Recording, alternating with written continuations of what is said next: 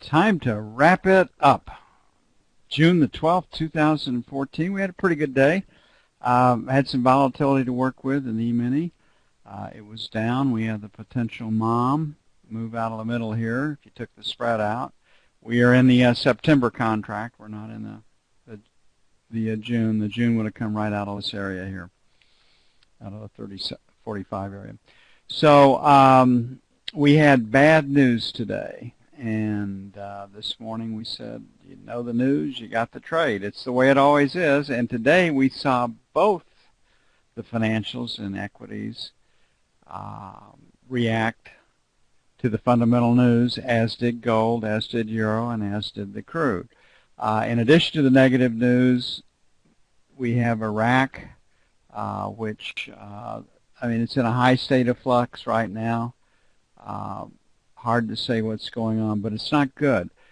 The Sunnis, the people from Tikrit, the ex-army that felt disenfranchised are going to bottle up the current government in Baghdad and in the Shia strongholds. And so you'll have the Shiites with more people surrounded by guys that know how to, that are pretty handy with a gun or two. So I read where 800 of these terrorists took over the city of Mosul, and there was 30,000 troops garrisoned there. And again, we lose state-of-the-art equipment, and it goes right into the Iranian hands. We lose the helicopters, we lose the drones.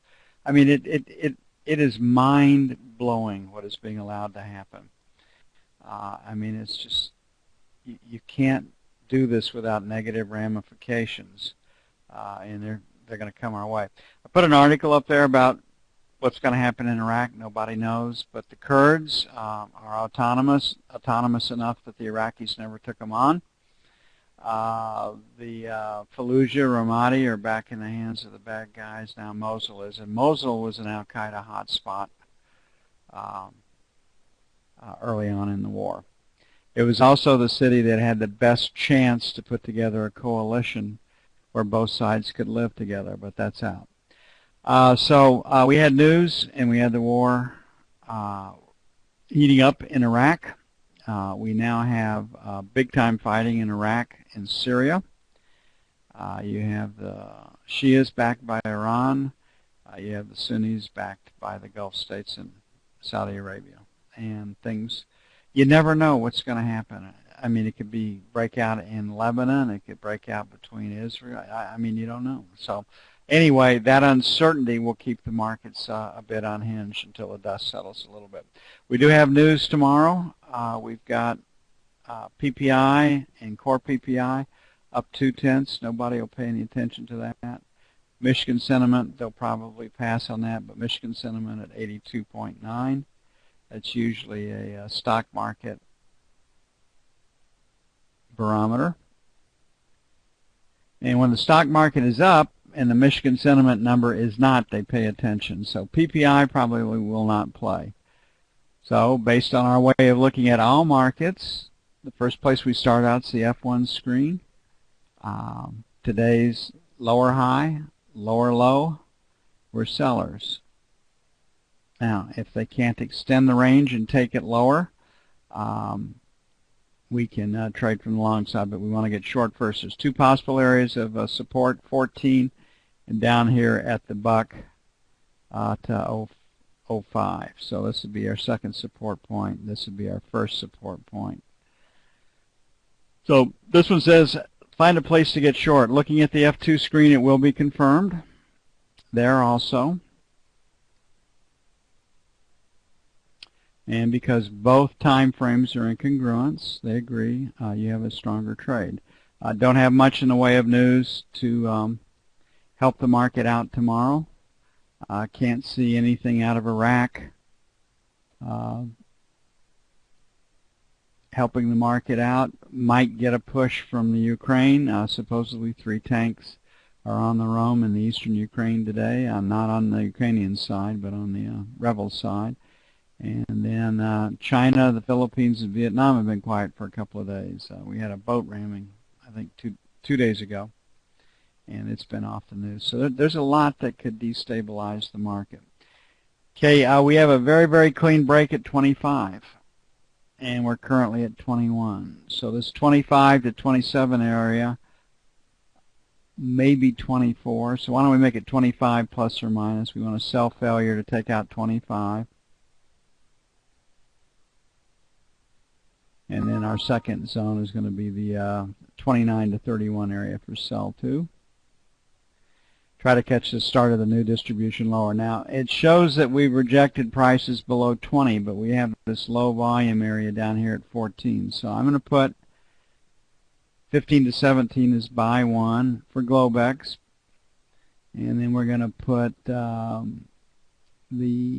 10 area plus or minus 1 for buy 2. But things are getting interesting once again. It's absolutely amazing to me how you can allow these situations to happen. But again, like I said, if you read a lot of military history that I do, like I do, and the reason I do it is because everything, the time frame is compressed. If you don't do the right things, you're dead, and it's real easy to see the mistakes that other civilizations and nations have made. And you don't want to do that. But if you don't read history and if you don't know that, you can't understand it. And it's amazing how short the market's memory is. We were attacked by the Taliban-based Al-Qaeda group. They had a free base to roam in Afghanistan. And then to hear our ex head of state and our current head of state saying these 5 terrorists that they released won't have any impact on the United States. They'll have impact on Afghanistan. I mean, where in the hell have they been? And how do you get in a position like that, being that damn ignorant about what's come before? And in these, I hate to say it, but these damn Valley girls that the administration has put as spokesmen at the State Department, I mean, you talk about lack of experience. They might be bright as hell, but they sure as hell don't know what they're talking about. Okay, higher low, higher high, and we want to be buyers of weakness, see if the market will go higher.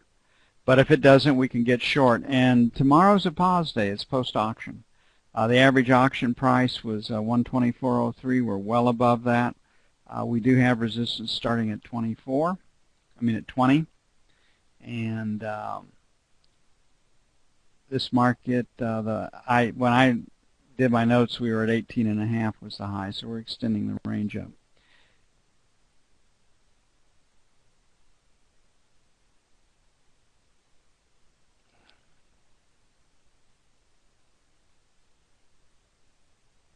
Now, our country, from time to time, is run by the best and the brightest. These kids are very, very intelligent. They're very, very bright. They're book smart.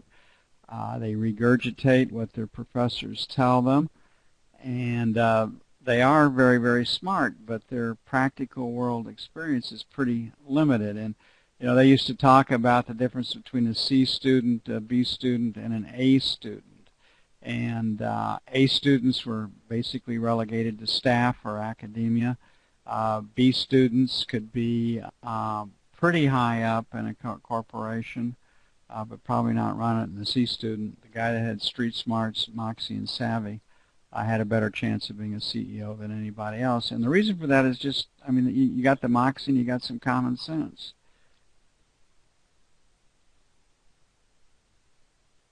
And so a guy that's just can walk on water intellectually and can spin the world mathematically probably is not the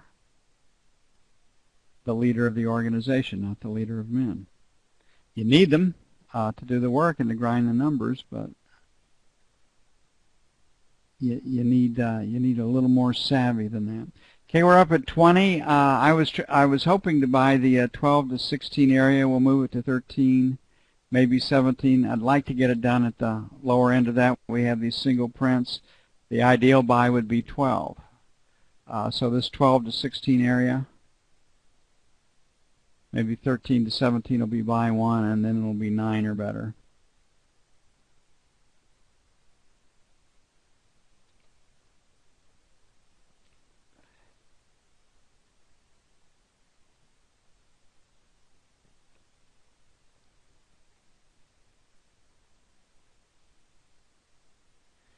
Okay, the knob spread widened considerably today. It really stepped out. It went out to 11.12. We started at 10.28. That was a pickup of half point on a spread in one day. Can you imagine? These spreads trades can be very, very lucrative. We came into this week wanting to be long the knob spread because of today's auction, and if you did that, as of the close of business today, you would have been up 12 to 16.30 seconds, depending on how you put that on. And a lot of people, you know, you kind of shake your heads at spreads, and they don't, they're slow. Who can imagine that? But you got to remember, 75% of the big money that's put into the market's done on a spread basis. And the reason for that is it reflects fundamentals, and you don't get caught up with specific security risk or blindsided by news. They tend to trade the same direction, but one of them does it a little bit faster than the other, reflecting the fundamentals. So that could be another bow in your quiver, so to speak. Okay, we want to sell failure to take out 36.04. And your backup point's 12, so the next sell would be 7 to 11. Last rotate down was 26, so we're in the same. You'd like to do it towards the 20 to 24 area. I'm going to do that on this because we got a little extra volatility. Maybe we can buy 21s to 25s, and then 13s to 17s for the breakout.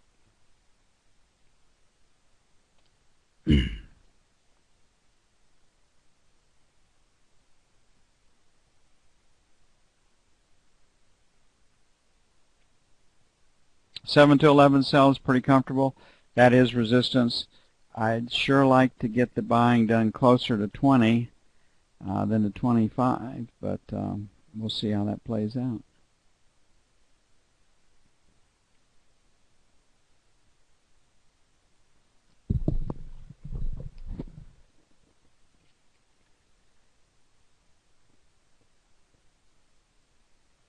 Okay, gold. A couple of things driving gold. I want to put it on the F1 screen once again to big picture because we're breaking out of, we were capped in the 60 area, now we're breaking out. So you need to bring in the long-term perspective, and you got a higher low and a higher high on this one, so that we're looking for a place to buy it.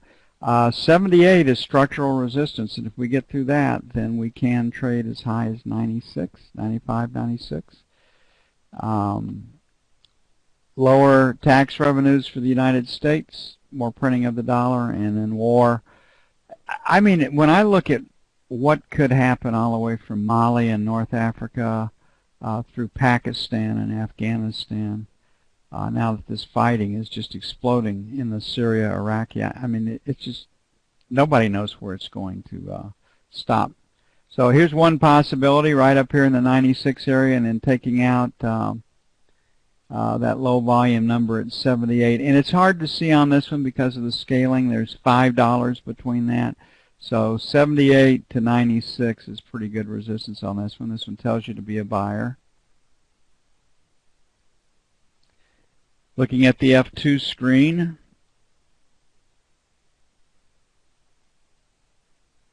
that Michael Totten has a great perspective on the Middle East. He spent lots of hours on the ground in Libya and in Lebanon, and he has first-hand knowledge of the area before he did that. So he brought a pretty good background to it, and he writes well too.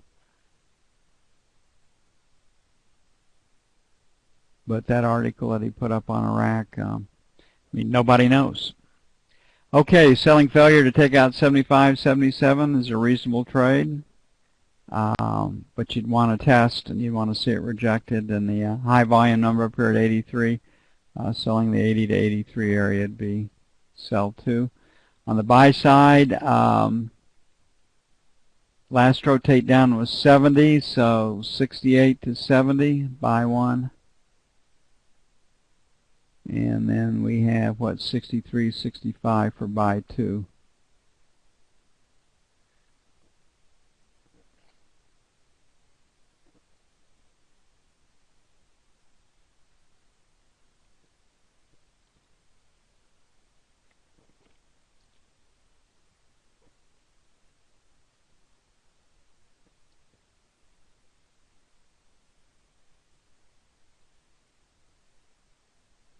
Looking at the euro, the dollar was off a bunch today because of a weaker economy, and I don't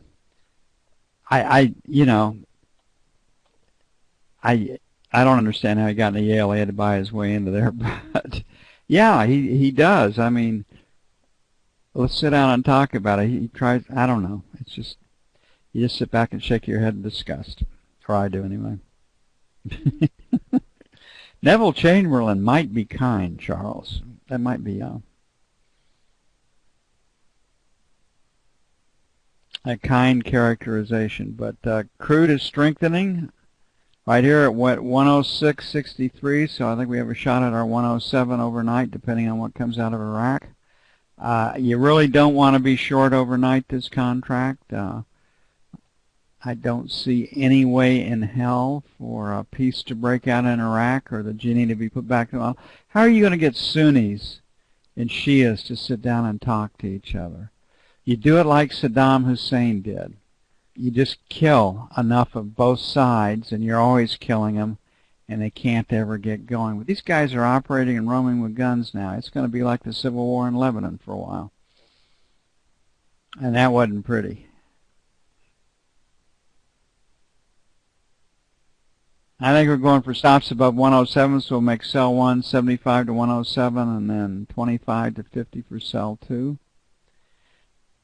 Last time we had war breaking out over there, we got up very close to 110.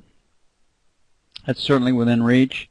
Got a very clean break here at 30, and we're at 65. So 106 even, 106.25, buy 1. A little wiggle room. And then 75 to 106, which might turn out to be the trade of the week in crude. There's a difference in Neville Chamberlain and Kerry. Chamberlain was an honorable man, a fool, but an honorable man. And Mr. Kerry is not. He's right up there with Jane Fonda and the rest of them, as far as I'm concerned.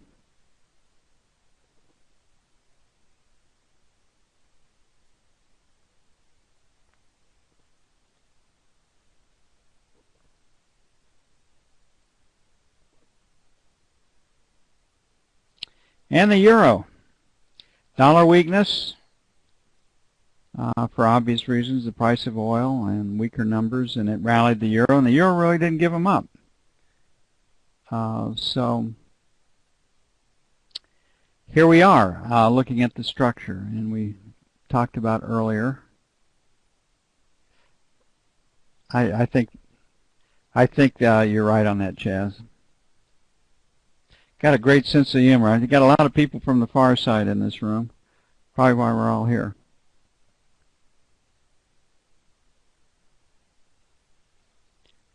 Okay, so we got this break in the volume right here in the 75 area.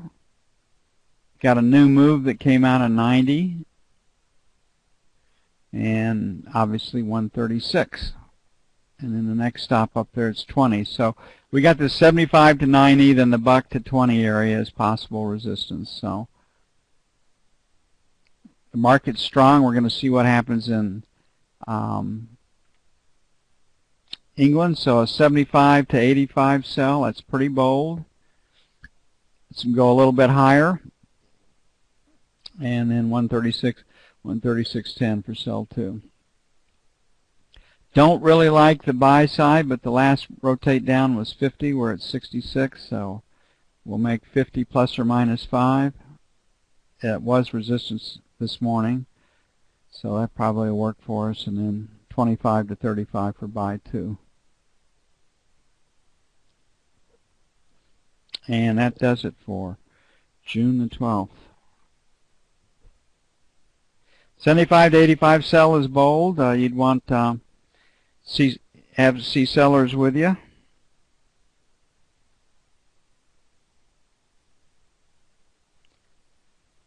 The 25 to 35 buy is not so bold. Okay, that's it for June the 12th. We'll see you bright and early in the morning, 6:45 a.m. Central Time. You all have a great evening, and hopefully the audio goes with the tape this time. Later.